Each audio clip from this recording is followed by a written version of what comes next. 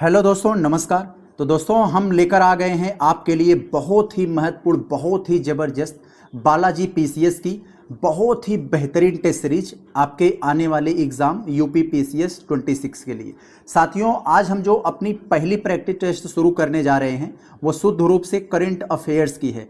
Current affairs की test series होगी, वो भी दोस्तों पर्यावरणीय घटनाओं से संबंधित है। जितने भी महत्वपूर्ण पर्यावरणीय घटनाएं हैं उन सारी घटनाओं को एक प्रश्न के रूप में समेट दिया है प्रैक्टिस टेस्ट के रूप में।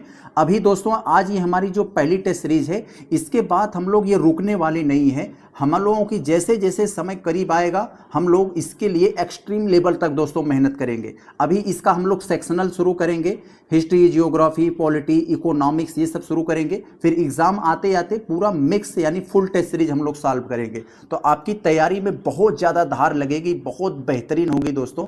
आपने क्या पढ़ा, कैसे पढ़ा, आप यहाँ पर आएंगे तो आपको फ्री में, जिसके लिए आप लोग जाते हैं बड़ी बड़ी कोचिंग संस्थानों में 10-10 हज़ार रुपया तक दे देते हैं, इसके लिए आपको फ्री में कराया जाएगा। और इसका पीडीएफ भी आपको मिलेगा। पीडीएफ आप प्राप्त करना चाहते हैं तो इसी वीडियो के डिस्क्रिप्शन बॉक्स में टेलीग्राम का लिंक है, वहाँ जाएंगे तो फ्री में आपको ये पीडीएफ मिल जाएगा। तो बस आपसे इतना उम्मीद करते हैं कि वीडियो को शेयर जरूर कर देना। तो चले हम लोग शुरू कर रहे हैं आज की अपनी ये पहली टेस्ट सीरीज पे। यहाँ आपको दिया गया है कि बीबीएन समझौता किससे संबंधित है। अगर आप इस बीबीएन का मतलब समझ गए तो आप आसानी से इसका उत्तर बता लोगे। तो यहाँ बीबीएन का मतलब है दोस्तों बायोडायवर्सिटी बियॉन्ड नेशनल ज्यूरिडिक्शन। तो यहाँ पर ये आप समझ गए, यहाँ पर यानी एक तरह का ये नेशनल समझौता है, बायोडायवर्सिटी को लेकर है। तो समझ गए आप, समुद्री जैव विविधता के बचाने के लिए एक समझौता है। ऑप्शन नंबर आपका यहाँ पर बी हो जाएगा। तो इतना आप जानते रहेंगे तो कर लेंगे। तो दोस्तों हम लोग दूसरे प्रश्न को देखते हैं। बहुत ज़्यादा इंपॉर्टेंट है, आप जितना इंपॉर्टेंट आप इसे कहना चाहते हैं वो कह लीजिए। देखिए आपसे जो पूछा जा रहा है भारत के पहले, क्योंकि कोई भी चीज़ पहला वगैरह होता है खास करके पर्यावरण से रिलेटेड, वो बहुत ज़्यादा इंपॉर्टेंट हो जाती है। तो भारत के पहले डुडोंग संरक्षण रिजर्व को किस खाड़ी में मान्यता मिली है। तो किस खाड़ी में मान्यता मिली है दोस्तों? तमिलनाडु के पाक की खाड़ी में।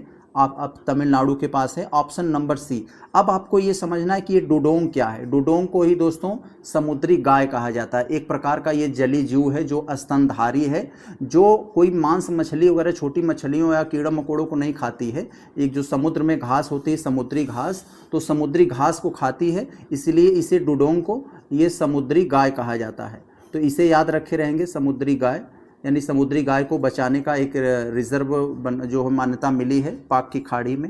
अब हम लोग देखते हैं तीसरे प्रश्न को। देखिए जिसमें आपसे पूछा जा रहा है कि चराई चुंग रॉयल बर्ड सेंचुरी, चराई चुंग रॉयल बर्ड सेंचुरी किस राज्य में स्थित है। तो चराई चुंग का नाम अगर इतना आपको दिमाग में होगा कि हाँ चराई चुंग ये असम में है, तो बड़े आसानी से आप कर लेंगे। चराई चुंग रॉयल बर्ड सेंचुरी ये असम में है। क्यों ये ज़्यादा आपसे ये करंट में आखिर क्यों पूछ लिया गया? क्योंकि दोस्तों ये चराई चुंग रॉयल बर्ड सेंचुरी जो है एशिया का पहला, यानी एशिया का ये पहला संरक्षित शाही पंछी अभ्यारण्य माना जाता है।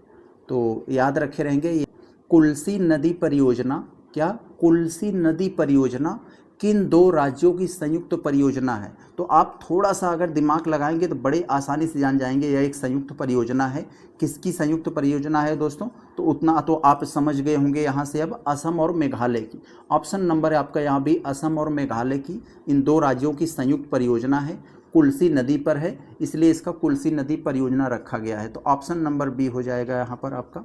आगे ज़रा हम लोग यहाँ पर देखें तो देखिए आपसे जो पूछा जा रहा है यहाँ पर पाँचवें वाले में, यहाँ पर देखिए पूछा जा रहा है कि भारत में पहली बार, देखिए यहाँ पर भी पहली बार आया है तो इम्पोर्टेंट हो जाएगा। भारत में पहली बार nickel copper platinum group element, तो nickel copper platinum group element यहाँ पर वही दिया है। तो इसके सल्फाइड का भंडार कहाँ खोजा गया है, ये आपसे पूछा जा रहा है। तो कहाँ खोजा गया है? महासमुंद में। महासमुंद दोस्तों ये कहाँ है? ये महासमुंद कहाँ है? ये छत्तीसगढ़ में है। CHH लिख दे रहे हैं, समझ जाइए, ये छत्तीसगढ़ में है। आगे चले हम लोग आगे चले अगर हम लोग देखें, यहाँ देखिए छठे वाले में जो आपसे पूछा जा रहा है, मंगल ग्रह पर वालिया माला क्रेटर। क्रेटर का मतलब होता है दोस्तों गड्ढा, आप लोग इतना तो जानते होंगे, क्रेटर का मतलब होता है गड्ढा। तो वालिया माला क्रेटर का नाम किस भारतीय राज्य के स्थान पर रखा गया है? तो मंगल ग्रह पर दोस्तों एक गड्ढा है विशेष प्रकार का, उस गड्ढे को वालिया माला क्रेटर नाम दिया गया है। तो वालिया माला ये जो नाम दिया गया है यह किस राज्य से नाम लिया गया है? तो यह केरल से लिया गया है, ऑप्शन नंबर बी। क्योंकि दोस्तों वो मंगल ग्रह पर जो एक तरह का गड्ढा है, उस गड्ढे को दोस्तों ये केरल में एक स्थान है वालिया माला, तो उसी वालिया माला के नाम पर उस गड्ढे का नाम ये वालिया माला क्रेटर रख दिया गया। ये नाम जो है केरल से ही क्यों लिया गया? तो इसलिए लिया गया मेरे भाई, केरल में ही एक बहुत बड़ी संस्थान है जिसका नाम है दोस्तों IIST, Indian institute of space technology, ये केरल में ही है। तो इसीलिए यह केरल के वालिया माला में ही ये स्थित है, इसीलिए वालिया माला के नाम से ही रख दिया गया है।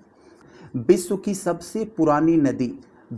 सबसे पुरानी नदी जो मानी जाने वाली फिंके नदी है, तो यह किस देश में स्थित है? तो फिंके नदी ऑप्शन नंबर आपका यहाँ से ऑस्ट्रेलिया में। ऑस्ट्रेलिया वाले बॉल बड़ा तेज़ी से फेंकते हैं, तो फिंके ऑस्ट्रेलिया, फेंकना ऑस्ट्रेलिया, तो यहाँ से आप कनेक्ट कर लेंगे तो आपके दिमाग में ये बना रहेगा। आगे यहाँ पर अगर हम लोग देखें 8वें वाले में, तो यहाँ आपसे पूछा जा रहा है भारत का एकमात्र है, इसलिए ज़्यादा इम्पोर्टेंट हो जाता है, एकमात्र कीचड़ ज्वालामुखी भारा घाटा कीचड़ ज्वालामुखी है जिसका नाम है भाराटांग, ये कहाँ स्थित है? तो भारत में एकमात्र कीचड़ ज्वालामुखी है जिसका नाम है भाराटांग, ये कहाँ है भारत में? तो अंडमान निकोबार द्वीप समूह में है। तो कीचड़ जिसे हम लोग कहते हैं ना मड वोल्केनो, मतलब कीचड़ वाला ज्वालामुखी, वो जहाँ से आग वगैरह नहीं बल्कि कीचड़ निकलता है। तो ऑप्शन नंबर आपका यहाँ बी हो जाएगा। यहाँ देखिए जो 9वें वाले में दिया है आपसे पूछा जा रहा है डोम्सडे ग्लेशियर किस ग्लेशियर को कहा जाता है? तो दोस्तों डोम्से ग्लेशियर है जो लगभग अमेरिका के एक फ्लोरिडा राज्य जो है उसके बहुत भारी है, कह सकते हैं अमेरिका के एक राज्य के जितना बड़ा है, कह सकते हैं यूपी के एक ज़िले कितना बड़ा होगा, तो इतना बड़ा एक ग्लेशियर है जिसका नाम डोम्से ग्लेशियर है। तो यह किस ग्लेशियर को कहा जाता है? ऐसा कौन सा ग्लेशियर है जिसको डोम्सडे ग्लेशियर कहा जाता है? तो थ्वाइट ग्लेशियर। यहाँ पर दोस्तों क्या हो रहा है, क्यों चर्चा में आया? इस ग्लेशियर में बड़ा तेज़ी से क्रैक हो रहा है। ग्लेशियर जैसे बर्फ़ की चादर है, इसमें बड़ा तेज़ी से क्रैक हो रहा है, और क्रैक होगा तो ये बर्फ़ के जो बड़े बड़े खंड में टूटेंगे, बर्फ़ पिघलेगी, समुद्र का स्तर बढ़ेगा, तो बाढ़ वगैरह उसके एरिया में ज़्यादा आएंगी, तबाही आएगा, तो इसलिए चर्चा में ज़्यादा बना। आगे यहाँ देखें 10वें वाले में जो आपसे पूछा जा रहा है साथियों, यहाँ कह रहे हैं कि Mumbai climate week 2026, Mumbai climate का मतलब दोस्तों जलवायु, तो मुंबई क्लाइमेट सप्ताह 2026 कब आयोजित किया गया? तो कब किया गया मेरे भाई? फरवरी में किया गया था, आप लोग जानते होंगे। तो फरवरी देखते ही आप तुरंत यहाँ पर दिमाग आएगा और कहीं जाना ही नहीं है, ऑप्शन नंबर बी। आगे देखें यहाँ 11 वाले में जो आपसे पूछा जा रहा है जिला बाढ़ गंभीरता सूचकांक, डिस्ट्रिक्ट फ्लड सेंसिटिविटी इंडेक्स किस संस्थान के द्वारा विकसित किया गया है? तो दोस्तों जिला बाढ़ गंभीरता यानी जो जिले वाइज जो बाढ़ आती है उसकी गंभीरता को आंकने के लिए एक संस्थान बनाया गया है। तो किस संस्थानों के द्वारा मतलब विकसित किया गया है? तो IIT दिल्ली और IIT गांधीनगर, ऑप्शन नंबर आपका यहाँ पर ये बी हो जाएगा। संख्या अगर हम लोग 12 वाले को देखें, देखिए भूकंप से रिलेटेड एक आपसे अच्छी सवाल पूछा जा रहा है, करें भूकंपीय सूक्ष्म क्षेत्रीय कार्यक्रम, क्या भूकंपीय सूक्ष्म क्षेत्रीय कार्यक्रम किस संस्था के द्वारा शुरू किया गया है? तो NCS के द्वारा शुरू किया गया है। तो NCS का मतलब क्या है यहाँ दोस्तों? NCS का मतलब है दोस्तों नेशनल सेंटर फॉर सिस्मोलॉजी का मतलब जैसे भूकंप होता है, तो सिस्मोलॉजी आप यहाँ पर समझ गए, तो इसी के द्वारा ये शुरू किया गया है। तो नाम में भूकंप है, तो यहाँ पर भी इसके नाम में भूकंप है, तो वहाँ से आप थोड़ा सा अगर आपको मालूम होगा कि हाँ भूकंप को ही इंग्लिश में सिस्मोलॉजी कहते हैं, तो यहाँ पर ये आपको समझ में आ जाएगा। आगे यहाँ पर अगर हम लोग देखें 13 वाले में जो आपसे पूछा जा रहा है अच्छवी डिजिटल वॉलेट, तो अच्छवी डिजिटल वॉलेट किस उद्देश्य से विकसित किया गया है? तो ये वॉलेट का मतलब आप लोग जानते हैं जैसे पर्स होता है, तो अच्छवी डिजिटल वॉलेट क्या है कि एक तरह का दोस्तों ये प्लेटफॉर्म है, अगर जो प्राकृतिक आपदा आती है, आपदा की वजह से किसी व्यक्ति के जान माल वगैरह नुकसान होता है, फसल या घर या फिर और कुछ तबाही होती है उसके घर की, तो उस पर अपनी जानकारी दे सकता है और जांच होगी तो उस पे प्रति मुआवजा मिलेगा। तो एक तरह का क्या है दोस्तों, यहाँ पर आपका क्या हो जाएगा, आपको जो मैं बताया उसके अनुसार आप अब समझ गए होंगे कि यह एक डिजिटल भुगतान है। तो ऑप्शन नंबर आपका यहाँ पर ये हो जाएगा, ऑप्शन नंबर आपका ए हो जाएगा। तो ये सॉरी ए कहाँ हो जाएगा, आपदा की क्षति स्वयं रिपोर्टिंग कर सकते हैं आप, यानी आपदा जो आपके यहाँ आई है, आपदा से आपकी जो क्षति हुई है उसकी स्वयं रिपोर्टिंग करेंगे, यही है उसमें दिया गया है। आगे ज़रा हम लोग देखें 14 वाले में अगर देखें तो यहाँ आपसे पूछा जा रहा है माउंट लेवोटोवी ज्वालामुखी किस देश में स्थित है। तो माउंट लेवोटोवी ज्वालामुखी किस देश में स्थित है, तो इंडोनेशिया में। क्यों ये आखिर पूछ लिया गया, बहुत सारे देश में ज्वालामुखी है तो उसको क्यों नहीं पूछा मेरे भाई, इसलिए पूछ लिया कि अभी हाल ही में यहाँ पर ये ज्वालामुखी 2 बार फटा था, 2 बार उद्गार हुआ था यहाँ पर 2 बार, तो इसीलिए दोस्तों यहाँ पर आपसे पूछ लिया गया। ऐसे बहुत सारे आपके जियोग्राफी में सवाल पूछे जाते हैं, तो ऐसे ही नहीं पूछ लिया जाता, कोई न कोई जहाँ चर्चा में रहता है वहीं से पूछता है। इसके लिए आपको करेंट अफेयर से दोस्तों, समसामयिक घटनाओं से आपको हमेशा अपडेट रहना पड़ेगा, तो भी आप दिमाग में रहेगा कि हाँ आखिर इसको क्यों पूछा, तब आप समझ पाएंगे कि आखिर हमें पढ़ना किस पोर्शन को है। आगे ज़रा देखें हम लोग, देखिए 15 वाले में आपसे जो पूछा जा रहा है क्ल्यूचेबेस्काया, तो यहाँ पर थोड़ा अजीब सा नाम दिया है, क्ल्यूचेब्स्काया ज्वालामुखी किस देश में स्थित है। तो आखिर बहुत सारे देश में ज्वालामुखी है, तो आखिर ये जो क्ल्यूचेब्स्काया ज्वालामुखी है इसी को क्यों पूछा, तो ये है दोस्तों रूस में, ऑप्शन नंबर सी हो जाएगा। रूस में दोस्तों आप लोग जानते हैं एक प्रायद्वीप है जिसका नाम है कामचटका प्रायद्वीप, कामचटका प्रायद्वीप, तो वहाँ पर ये दोस्तों ज्वालामुखी है। तो यही कई बार भी अभी हाल ही में मई जून के आसपास इसमें काफ़ी ज़्यादा उद्गार हुआ था, तो इसलिए ये आपसे चर्चा में पूछ दिया। तो कामचटका प्रायद्वीप याद रखे रहेंगे तो ये आपको काम देगा। आगे अगर हम लोग यहाँ पर देखें तो आप यहाँ पर ये रूस तो हो गया आपका। अगर आगे देखें तो थोड़ा देखिए ध्यान से, 16 वाले में आपसे पूछा जा रहा है, यहाँ पर कह रहे हैं WMO की रिपोर्ट के अनुसार रिकॉर्ड पर ग्लेशियरों का सबसे बड़ा 3 वर्षीय नुकसान किस अवधि में हुआ। तो दोस्तों विश्व मौसम विज्ञान संगठन ने अभी दोस्तों एक रिपोर्ट में बताया था कि पिछले 3 सालों में जो हमारे ग्लेशियर हैं, बर्फ़ की चादर हैं, उनको सबसे ज़्यादा नुकसान पहुंचा। और इसके साथ ये भी बताया गया था कि जैसे जैसे समय बीत रहा है ग्लेशियरों को नुकसान बड़ा तेज़ी से हो रहा है। तो आप यहाँ थोड़ा सा दिमाग लगा सकते हो, जो सबसे अपडेट वाला समय होगा, जो सबसे हाल का समय होगा, उसी में ज़्यादा नुकसान हुआ होगा। क्योंकि मेरे भाई पहले कम नुकसान हुआ, अब धीरे धीरे तापमान बढ़ रहा है तो अब नुकसान ज़्यादा होगा। तो स्वाभाविक सी बात है जो सबसे अपडेटेड नाम है वही सबसे ज़्यादा नुकसान किया होगा, वही 3 साल। ऑप्शन नंबर आपका डी हो जाएगा। आगे चले हम लोग यहाँ देखें, अगर देखिए आपसे जो 17 वाले में पूछा जा रहा है AMOC का संबंध किससे है। तो AMOC का मतलब आप लोग अगर इसका फुल फॉर्म अगर जानते रहेंगे तो कर देंगे। ए का मतलब होता है दोस्तों अटलांटिक मेरिडियोनल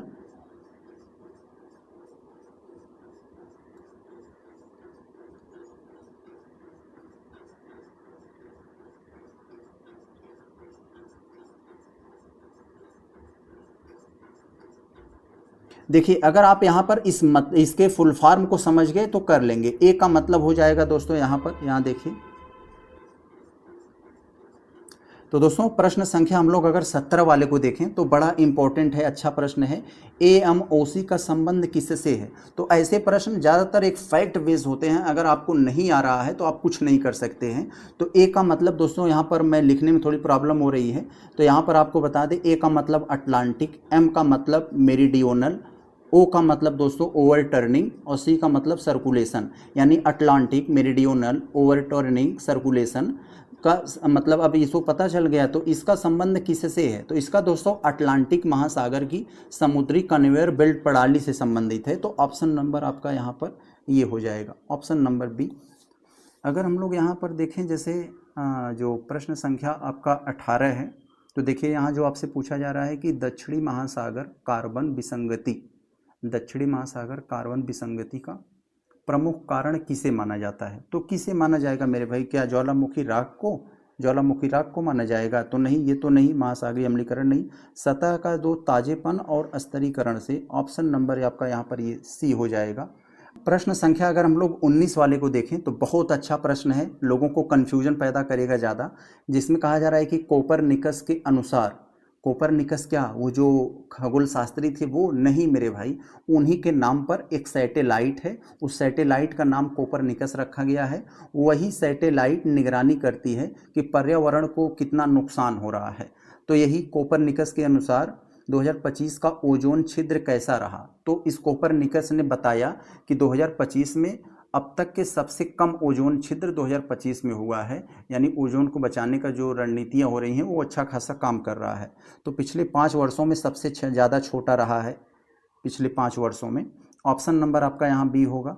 देखें अगर हम लोग ये 20 वाले को अगर थोड़ा देखें तो जिसमें आपसे पूछा जा रहा है मिशन मौसम, मिशन मौसम किस अवसर पर लॉन्च किया गया, आपसे उस अवसर को पूछा जा रहा है। तो मेरे भाई ये आईएमडी का 150वां स्थापना दिवस पर हुआ है। तो ये आईएमडी क्या है दोस्तों, भारतीय मौसम विज्ञान संस्थान। तो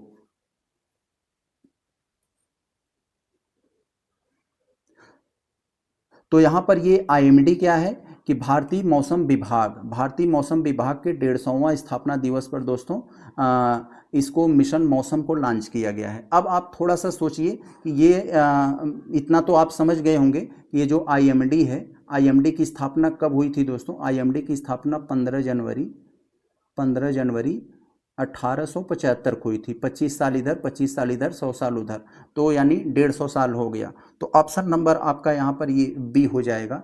आगे चले अगर हम लोग देखें यहाँ 21 वाले को, तो देखिए आपसे पूछा जा रहा है निरंतर मंच किस मंत्रालय से संबंधित है।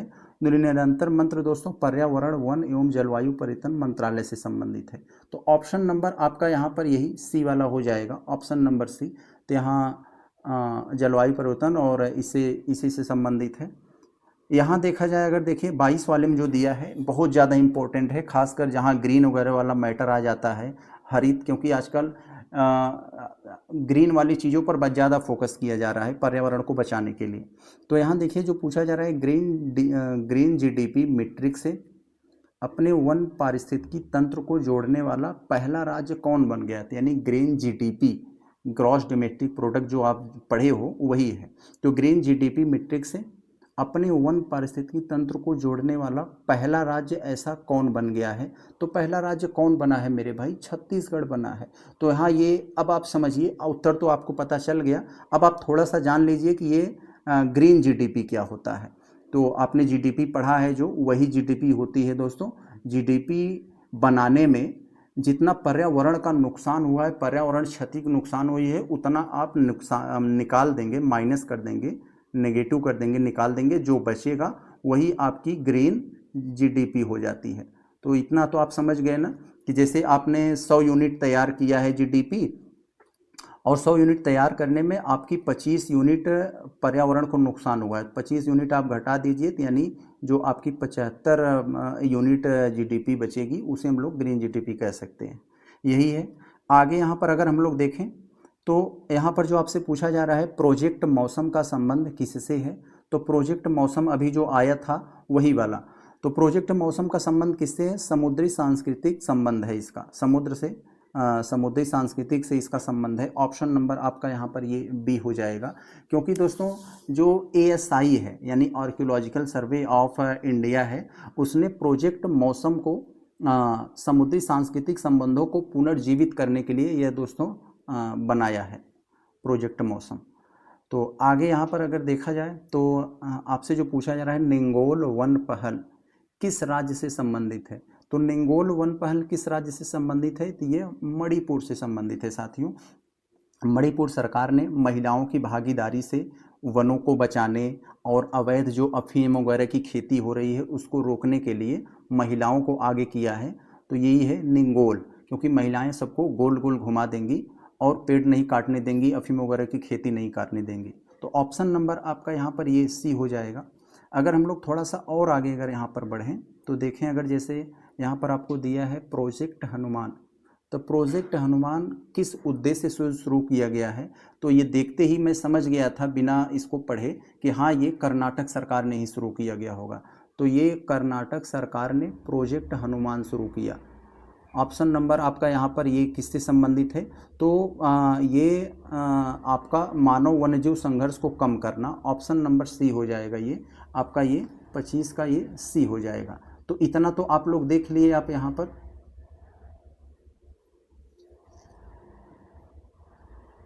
तो ये क्या हो जाएगा आपका, मानव वन्यजीव संघर्ष को कम करना। अभी आपने देखा होगा दोस्तों, जब कर्नाटक का चुनाव हो रहा था तो वहाँ पर कांग्रेस सरकार की अभी सरकार है, तो उन्होंने कहा था कि अगर बजरंग दल वाले यहाँ पर कोई अशांति फैलाने का कार्य करेंगे तो हम यहाँ पर उनको बैन कर देंगे। तो मोदी जी ने बजरंग बली के नाम पर बहुत वोट मांगा था वहाँ, फिलहाल नहीं जीत पाए। तो शायद वही बजरंग बली का जो मामला था उसी के नाम से ये प्रोजेक्ट हनुमान शुरू किया गया। आगे ज़रा हम लोग देखें, यहाँ देखिए 26 वाले में कहा जा रहा है आपसे, लेक एंड एयर वॉच पहल, लेक एंड एयर वॉच पहल किस राज्य के द्वारा शुरू किया गया है। तो ये किस राज्य के शुरू किया गया दोस्तों, ये गुजरात के द्वारा शुरू किया गया है, ये ऑप्शन नंबर बी हो जाएगा।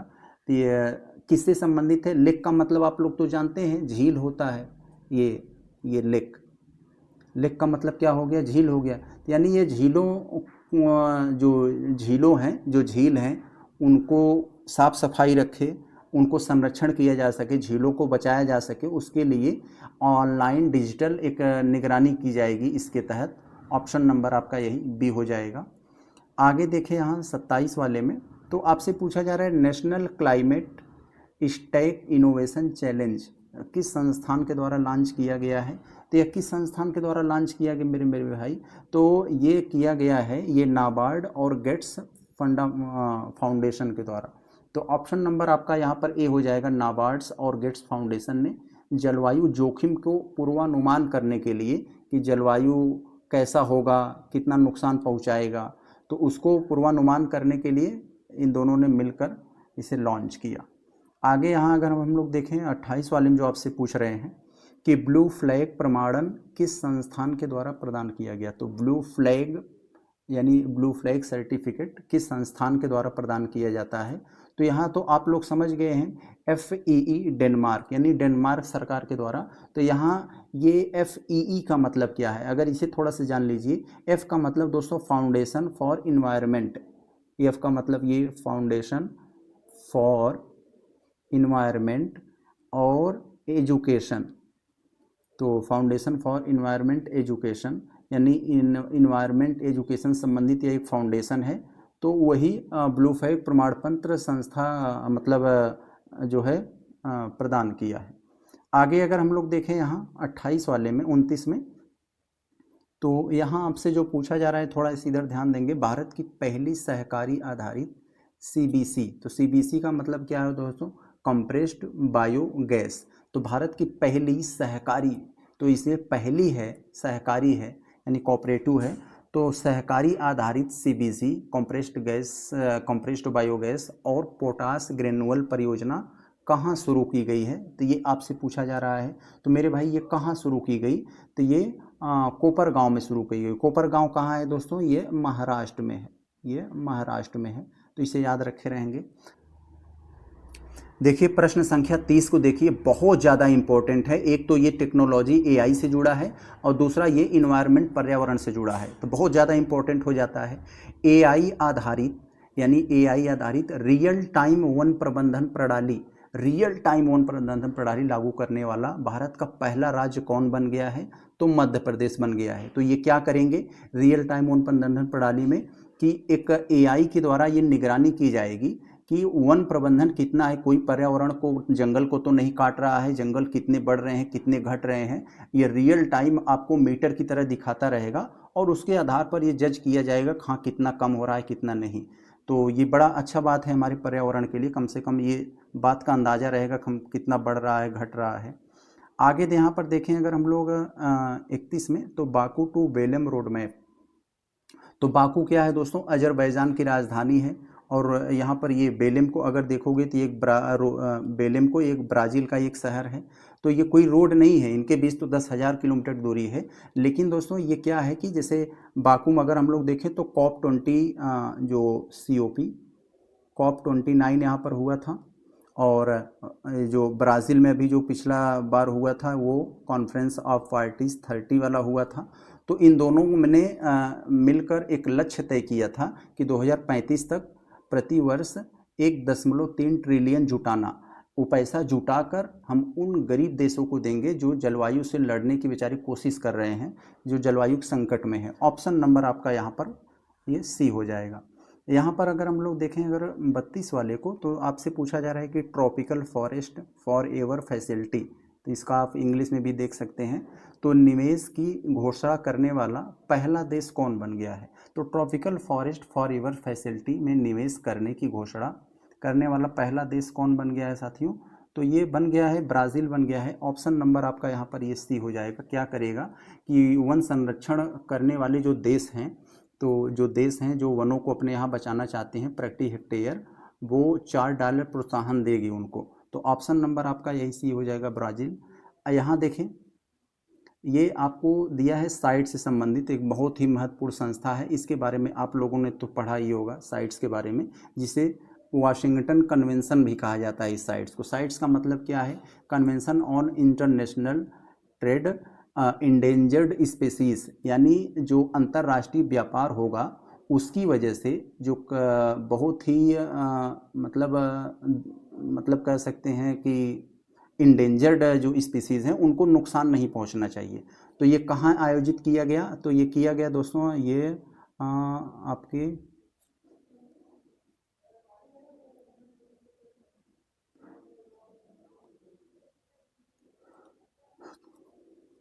तो ये कहाँ आयोजित किया गया पूछा जा रहा है। तो ये समरकंद में आयोजित किया गया। तो ये समरकंद कहाँ है ये आप जान लीजिए। तो ये उज्बेकिस्तान में है, उज्बेकिस्तान में है ये। तो इतना तो आप अगर जानते रहेंगे तो आपका काम बन जाएगा, इतना ही पूछा जाएगा इसमें। आगे जरा हम लोग देख ले, यहाँ पर देखें, यहाँ जो आपसे पूछा जा रहा है UNEA 7 में भारत का कौन सा प्रस्ताव अपनाया गया? तो कौन सा प्रस्ताव अपनाया गया दोस्तों इसमें? तो जंगल की आग जो आजकल बहुत बड़ी घटनाएं हर देश में लगती जा रही है, जंगल में आग लगती है, तो अचानक उससे क्या होता है कि सैकड़ों हेक्टेयर जंगल की क्षति हो जाती है, जल जाते हैं। तो इसके वैश्विक प्रबंधन को सुदृढ़ करना है। ऑप्शन नंबर आपका यहाँ सी होगा। यहाँ देखें, अगर यहाँ जो दिया गया है आपसे मिनमाता कन्वेंशन कॉन्फ्रेंस ऑफ पार्टी 6 में किस वर्ष तक पारा आधारित डेंटल अमलगम समाप्त करने की सहमति बनी है? तो 2034 तक इसको समाप्त करने की सहमति बनी है। इस डेट को जो फैक्ट टाइप के हैं तो इनको याद रखे रहेंगे। तो यहाँ जो आपको रीमेस दिया है इसका फुल फॉर्म क्या है? ये क्या है आखिर इसका मतलब? रीमेस का मतलब यहाँ पर है regional integrated multi hazard early warning system. तो यानी इसका ये क्या करेगा यहाँ पर, इसका आखिर यहाँ पर मतलब क्या है कि एक तरह का दोस्तों ये कह सकते हैं ना कि जो क्षेत्रीय आपदा आती है तो आपदा से पहले एक चेतावनी देने का दोस्तों यह एक निगरानी तंत्र है जो आपदा आने से पहले बता देगी हाँ किस लेवल का आ सकता है, कब आ सकता है, ये सब। तो यही है इसका ऑप्शन नंबर ए हो जाएगा, इसको याद रखे रहेंगे। यहाँ 37 वाले का अगर हम लोग देखें तो आपसे पूछा जा रहा है भारत की यूनेस्को संभावित सूची में, संभावित सूची की बात कर रहा है, शामिल दक्कन ट्रैप किस राज्य में स्थित है? तो दक्कन ट्रैप मेरे भाई ये पूछा जा रहा है तो इसको तो आप बता ही सके। दक्कन ट्रैप इतना देखते ही आपका दिमाग तो इतना काम कर गया होगा ना। तो ये महाराष्ट्र में स्थित है। ऑप्शन नंबर आपका यहाँ पर ये बी हो जाएगा। आगे देखें हम लोग महाराष्ट्र में, महाराष्ट्र के जो पंचगनी या महाबलेश्वर वाला क्षेत्र है वहाँ पर जिसको यूनेस्को की संभावित सूची में शामिल किया गया। आगे अगर हम लोग यहाँ देखें तो आपसे जो पूछा जा रहा है सेंट मैरी आइलैंड क्लस्टर किस विशेष भू आकृति के लिए प्रसिद्ध है? तो ये किस विशेष आकृति? यह दोस्तों स्तंभाकार बेसाल्ट है, यानी लाल बालू टाइप, लाल बालू से यह एक खंभे की तरह दोस्तों ये बना हुआ है, एक स्तंभ की तरह। तो यही है, इस किस भू आकृति के लिए प्रसिद्ध है? तो स्तंभाकार बेसाल्ट। ऑप्शन नंबर आपका यहाँ पर ये सी हो जाएगा। तो आगे अगर हम लोग देखें यहाँ तो आपसे पूछा जा रहा है कि 39 में मेघालय युग की गुफाएं, मेघालय युग की गुफाएं किस ज़िले में स्थित हैं? तो स्वाभाविक सी बात है ये मेघालय का एक ज़िला है खासी, तो ये पूर्वी खासी हिल्स में स्थित है। Option number C. अगर इतना थोड़ा बहुत आपको बेसिक जानकारी है, अगर बेसिक जानकारी है और आपने प्रश्न सीरियसली पढ़ा है, उसमें कोई गड़बड़ी नहीं किया, जल्दबाजी नहीं किया, तो ज़्यादातर चीज़ें आप नहीं पढ़े होंगे तो भी आपसे सॉल्व हो जाएंगी थोड़ा सा दिमाग लगाकर। तो नागा हिल्स ओफिलियोलाइट किस राज्य से संबंधित है? तो यह नागा आ गया, तो यहाँ से आपका थोड़ा सा दिमाग काम करेगा ही। हाँ, ये नागालैंड से संबंधित है। थोड़ा सा तुक्का मारा करो, तो थोड़ा दिमाग लगा कर मारा करो। हालांकि हम तुक्का का प्रेफरेंस नहीं देते हैं, लेकिन आप एलिमिनेट कर ले जा रहे हो एक दो, तो लगा देना चाहिए। आगे यहाँ पर अगर हम लोग देखें तो आपसे पूछा जा रहा है यहाँ दोस्तों, एरा मिट्टी दिब्बालू। एरा मिट्टी दिब्बालू किस प्रकार की भू आकृति है? तो ये लाल रेत से बनी, वही लाल बालू से बना एक तरह का टीला है। ऑप्शन नंबर बी, टीला है जैसे, वो भी लाल बालू से बना है। तो ऑप्शन नंबर आपका यहाँ सी हो जाएगा। यहाँ देखें, हम लोग कह रहे हैं तिरुमाला हिल्स किस राज्य में स्थित है? तो मेरे भाई तिरुपति का मंदिर कहाँ है? आंध्र प्रदेश में है, तो उसी से संबंधित नाम है तिरुमाला हिल्स। किस राज्य में स्थित है? तो ये आंध्र प्रदेश में होगा। यहाँ अगर हम लोग देखें तो वर्कला चट्टाने से संबंधित पूछा जा रहा है, जो सभी चर्चा में थी। ऐसे ही नहीं कोई आपको प्रश्न घुसा दिया गया है, ये सब किसी न किसी माध्यम से चर्चा में थे, इसीलिए यह प्रश्न बना। तो आपको बहुत सारे ऐसे प्रश्न लगते होंगे ये करंट अफेयर्स से नहीं है, लेकिन वो इनडायरेक्टली वो करंट अफेयर्स से ही होते हैं, वो आपको समझ में नहीं आता है। तो यहाँ देखिए, वर्कला चट्टाने किस राज्य में स्थित है? वर्कला। तो वर्कला दोस्तों किस कहाँ से संबंधित है? तो यह तो केरल से संबंधित है। ऑप्शन नंबर बी हो जाएगा, केरल में। क्यों दोस्तों? केरल की वर्कला चट्टानें भारत की प्रमुख भूवैज्ञानिक स्थलों में से एक हैं, तो इसलिए यहाँ पर ये चर्चा में आता है हमेशा। तो यहाँ देखिए 44 वाले में जो पूछा जा रहा है, जिंकिंग रेंजरी। तो यहाँ पर आपसे जो पूछा जा रहा है, जिंकिंग रेंजरी किसके लिए प्रसिद्ध है? तो आखिर ये किसके लिए प्रसिद्ध है? तो ये लिविंग रूट ब्रिज के लिए प्रसिद्ध है। मेघालय की दोस्तों जो लिविंग रूट ब्रिज है, जिंगजियांग जरी नाम से जाना जाता है, जो यूनेस्को की इसलिए चर्चा में आया कि अभी ये हाल ही में यूनेस्को की सूची में इसको नामांकित किया गया है। तो ऑप्शन नंबर आपका यही सी होगा। तो यहाँ अगर हम लोग देखें, अगर 45 वाले में, तो यहाँ आपसे पूछा जा रहा है कि भारत का पहला उच्च ऊंचाई वाला ठंडा रेगिस्तानी बायोस्फीयर रिजर्व कौन सा है, जिसे यूनेस्को के WNBR में शामिल किया गया है? तो किसे किया गया मेरे भाई? कोल्ड डेजर्ट बायोस्फीयर रिजर्व को किया गया है। Option number C. यहाँ देखिए, आपसे जो यहाँ पूछ रहे हैं कि IUCN इंटरनेशनल यूनियन कन्वेंशन, यहाँ पर जो आपसे पूछा जा रहा है, तो ये कह रहे हैं विश्व धरोहर आउटलुक में गुड रेटिंग यानी अच्छा रेटिंग बनाए रखने वाला एकमात्र भारतीय स्थल कौन सा है? तो यहाँ कौन सा है मेरे भाई? तो ये सबसे अच्छा रेटिंग बनाने वाला नाम यहाँ पर, तो इसका कंचनजंगा राष्ट्रीय उद्यान का है। ऑप्शन नंबर यहाँ पर सी हो जाएगा।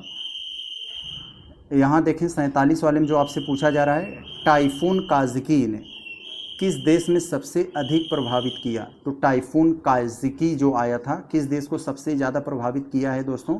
तो यह वियतनाम को प्रभावित किया बहुत ज़्यादा दोस्तों। 2 अगस्त 2025 में टाइफून के काज़की की मध्य वियतनाम से टकराया था ये इसने, तो उसने सबसे ज़्यादा वियतनाम को ही प्रभावित किया। तो आगे जगह देखें हम लोग, यहाँ पर जो 48 में पूछा जा रहा है, थोड़ा ध्यान देंगे। टाइफून बीफा का निर्माण किस क्षेत्र से संबंधित है? तो टाइफून बीफा दोस्तों फिलीपीन सागर से संबंधित है, आपने पढ़ा होगा जियोग्राफी में। तो चक्रवात शक्ति किस समुद्री क्षेत्र में बना था? तो चक्रवात शक्ति है, यह कहाँ बना था दोस्तों? उत्तर पूर्वी अरब सागर में बना था ये, उत्तर पूर्वी अरब सागर में। यहाँ 50वें वाले में अगर देखा जाए तो आपसे पूछा जा रहा है, चक्रवात मोन्था का नामकरण किस देश ने किया था? तो थाईलैंड ने किया था। हमारा थाई जो होता है वो मोटा होता है, तो थाई मोटा, थाईलैंड मोन्था, आप कनेक्ट कर लेंगे, याद हो जाएगा आपको। यहाँ देखिए, मैत्री 2 परियोजना किससे संबंधित है? तो दोस्तों ये मैत्री 2 परियोजना भारत अपने अंटार्कटिक क्षेत्र में अनुसंधान का एक नया बनाने जा रहा है केंद्र, तो वहाँ पर यही है, उससे संबंधित है ये। तो ऑप्शन नंबर आपका ये सी हो जाएगा, अंटार्कटिक अनुसंधान आधार है। अब तक भारत में यहाँ ये कौन सा होगा? ये भारत का जो मैत्री 2 है ये चौथा होगा। इसके पहले 3 ने भारत बना दिया है। एक गंगोत्री है, गंगोत्री आप लोग तो उसे जानते हैं, गंगोत्री ये पहला है, और दूसरा कौन था? वो मैत्री था, दूसरा मैत्री, और तीसरा कौन था दोस्तों? वो भारती, तीसरा भारती था, ये तीसरा भारती। अब ये चौथा दोस्तों ये मैत्री 2 नाम के आया है, जैसे दबंग 2, सिंघम 2, धुरंधर 2, ऐसे ही मैत्री 2 आया है, ये चौथा है, तो ऑप्शन नंबर सी हो जाएगा। तो दोस्तों हम लोगों ने करंट अफेयर संबंधी जितनी भी महत्वपूर्ण चीज़ें थी हम लोगों ने समझ लिया। आज हमारा ये पर्यावरण संबंधी जितने भी प्रश्न बन सकते थे महत्वपूर्ण, उसको हमने समाप्त किया। आप लोग का अच्छा रिस्पांस आया, तो मैं जो है विज्ञान और प्रौद्योगिकी और ऐतिहासिक अन्य तरह की सब्जेक्ट वाइज जो जितनी घटनाएं हैं समसामयिक, उसको करवाएंगे। तो चलें हम लोग मिलते हैं नेक्स्ट वीडियो में। नमस्कार।